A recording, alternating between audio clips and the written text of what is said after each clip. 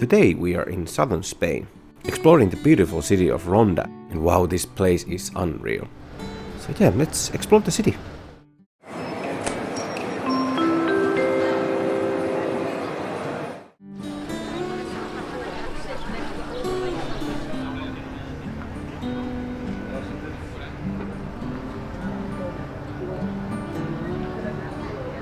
Ronda is built on top of a massive gorge called El Tajo, and the views here are absolutely insane. The famous Puente Nuevo bridge connects the two sides of the city, and standing here on the edge of the gorge feels like the city is being torn apart.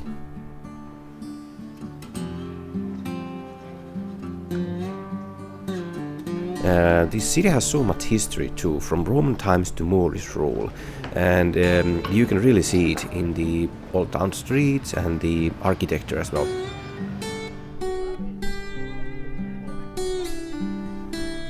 But yeah, honestly, between the dramatic cliff, the white buildings and the Andalusian vibe, Ronda is definitely one of those places that just take your breath away.